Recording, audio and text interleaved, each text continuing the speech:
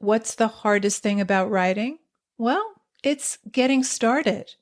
Maybe you're having a hard time coming up with a story idea, or you're stuck on where to take your story next. If you want a way into a story or a way through, I have 9 story starters to help you. This free PDF is full of story seeds and prompts to get you going.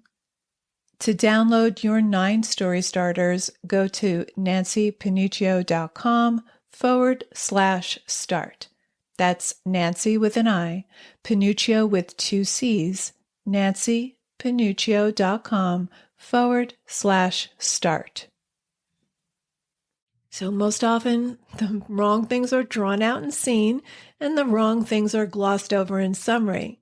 The wrong things are shown, and the wrong things are told. And that reduces the story to its smallest denominator. It diminishes the story and makes for dull reading.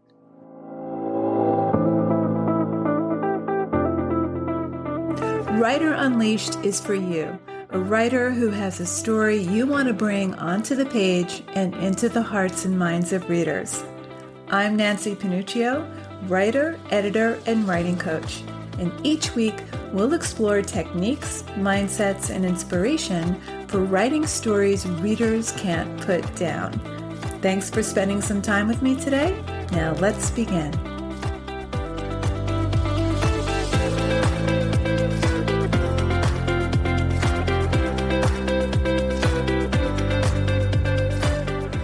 How do you show and not tell?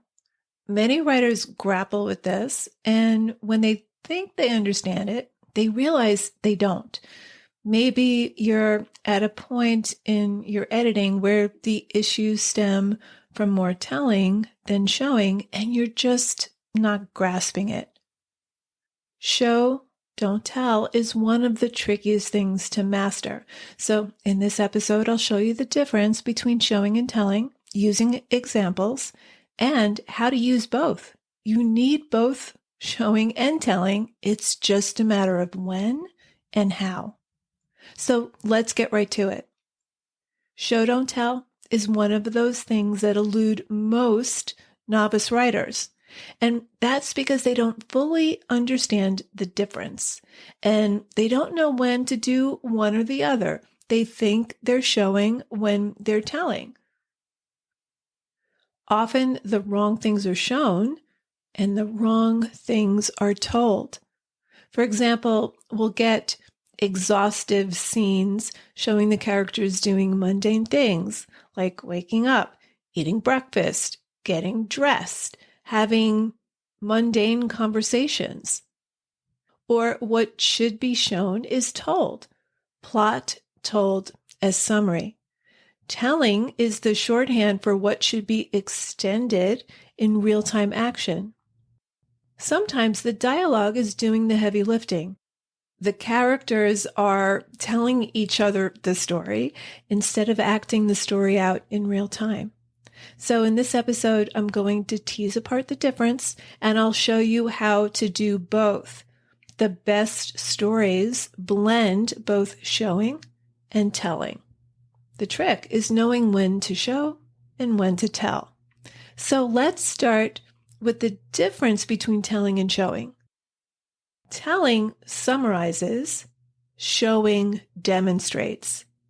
Telling summarizes, showing demonstrates. Now there's bad telling and good telling. There's bad showing and good showing. So let's start with telling. When telling works, it compresses time. It covers a longer amount of time in a shorter space, but more importantly, it gives us the wider context for what's about to be shown or is being shown. Bad telling is just information. It's flat. It's static. Bad telling doesn't create images. It doesn't engage the reader's imagination. Good telling can give us the context for what's being shown while engaging our imagination. It's infused with concrete details. It creates images. Details bring life to it so that the reader isn't even aware of the telling. Another way to think of this is scene versus summary. Most new writers have this tendency to want to write either all scene, where events are unfolding in real time with action and dialogue, or all summary, backstory, for example.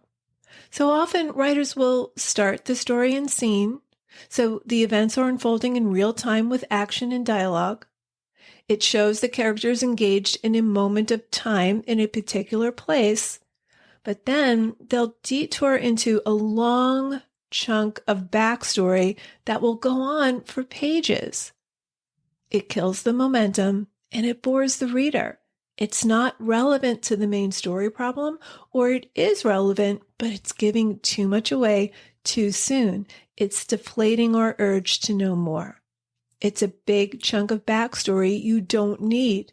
It's not effective telling. Characters are more impacted and motivated by their hopes for the future rather than what happened in their past. In episode 199, we talked about cutting the excess. I'll link that episode in the show notes, but a great thing to cut to see your story more clearly and to shed a big chunk of the telling is to take out all the backstory, put it in a separate file, I call them outtakes, and see how your story holds up. Now, I'll talk more about backstory in an upcoming episode, but for now, consider it telling that is not at all useful to your story. Now, there's a difference between extraneous backstory and significant history. Both are events that happened before page 1. Significant history shows us why the character comes into the story wanting what he or she wants, and more importantly, why he or she is conflicted internally around that desire. But most stories have excessive backstory. It's the kind of telling you do not need. The other kind of telling that you can convert into showing is anything that's plot told as summary. Now, often I'll see first drafts that are almost entirely told in shorthand. It doesn't demonstrate the characters engaged in action in real time. It's told almost entirely in summary, in shorthand. It's more told than shown. And this is usually because the writer is trying to cover a long duration of time in the story and feels like the only way to tell it is in summary. Now, I've had writers tell me that that's why they summarize everything, because the story is too complex. It covers too much time, decades of a character's life, for example, and they can't possibly show everything because then their story will be way too long. And this is usually because the story lacks focus. It's mostly a sprawl of tedious summary and backstory. In other words, it's too told. So most often, the wrong things are drawn out in scene, and the wrong things are glossed over in summary. The wrong things are shown, and the wrong things are told. And that reduces the story to its smallest denominator. It diminishes the story and makes for dull reading. The best stories blend both to make the story come alive. Now, here's an example of bad telling.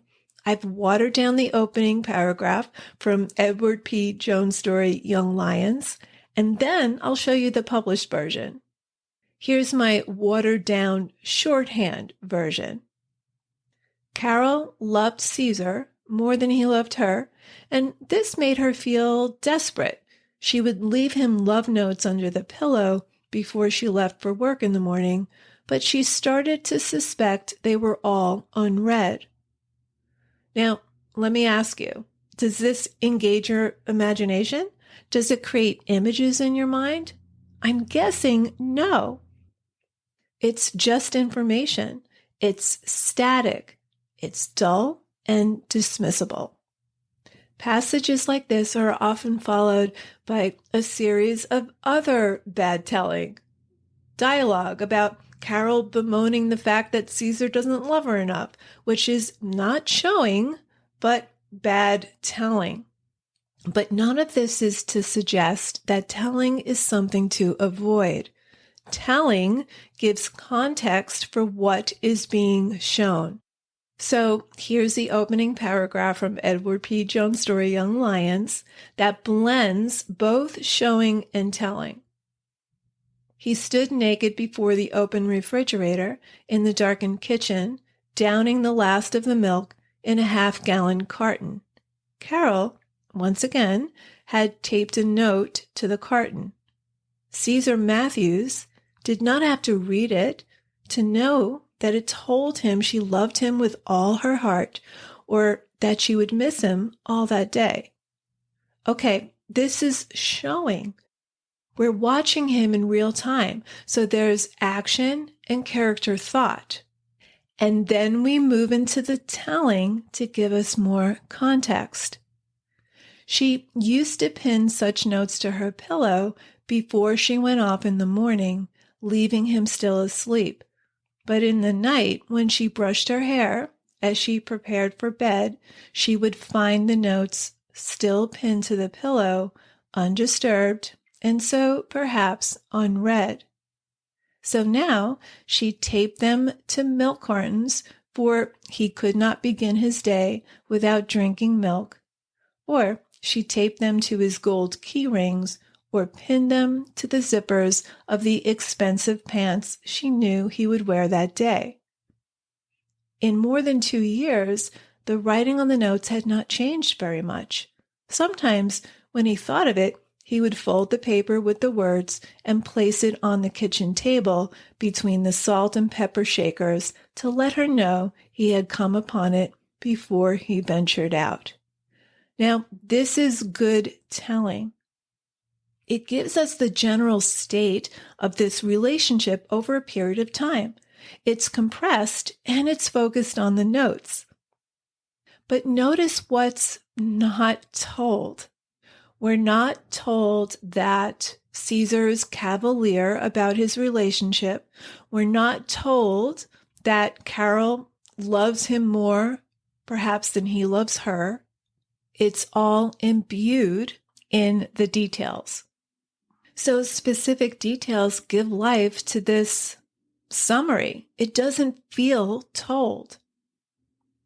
So another way to think about showing versus telling is scene versus summary. Summary compresses time. Scene slows it down by focusing on one significant moment. It demonstrates through action, character thought, and/or dialogue. Summary tells, showing demonstrates. Here's another example from Ron Carlson's story, Max.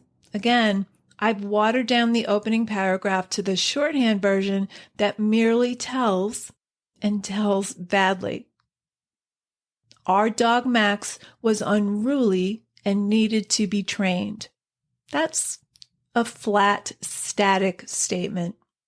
It doesn't engage our senses. It doesn't engage our imagination. It's telling at its worst. Here's the published version. Max is a crotch dog. He has powerful instinct, an insistent snout, and he can ruin a cocktail party faster than running out of ice. This urge of his runs deeper than any training can reach. He can sit, heel, fetch. He'll even fetch a thrown snowball from a snowfield, bringing a fragment of it back to you delicately in his mouth. And then he'll poke your crotch, and be warned, it is no gentle nuzzling. Okay, so this is told. The author is giving us the context for the scene that follows. He is telling here. It's the general state of things. It's a summary. It's not a particular moment in time. And then he moves into a particular event, which is showing us what he just told us.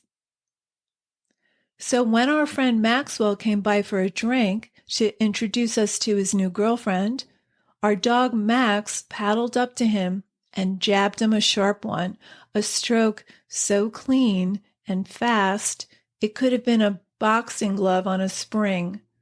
Maxwell, our friend, lost his breath and sat on the couch suddenly and heavily, unable to say anything beyond a hoarse whisper of, "Scotch, just scotch, no ice." Okay, so he tells us the general state of things about his dog Max, and then zooms into a particular moment, a scene which has action and dialogue, which shows what he just told us. The telling gives us the context. It sets the scene. Okay, let's wrap this up. Sometimes it's better to show, and sometimes it's better to tell, but the best stories blend both. Telling summarizes, showing demonstrates. At its worst, telling just doles out information. It's static. At its best, telling gives us the context for what is, was, or is about to be shown. Here are 3 ways that writers get telling wrong. Number 1, too much backstory. This often bogs the story down and is extraneous, so cut it, put it aside in a separate file. You can always put it back, but you might be surprised how well your story holds up without it. Number 2, plot told as summary. This is shorthand for what is better demonstrated in scene. So don't gloss over significant moments. Slow down. And number 3, dialogue where characters are telling each other the story. Think of your characters having a private conversation rather than telling each other what's happening as it happens, or telling each other what already happened. Showing and telling work in concert with one another. So do more showing than telling, but don't be afraid to tell. So there you have it. Thanks for hanging out with me today.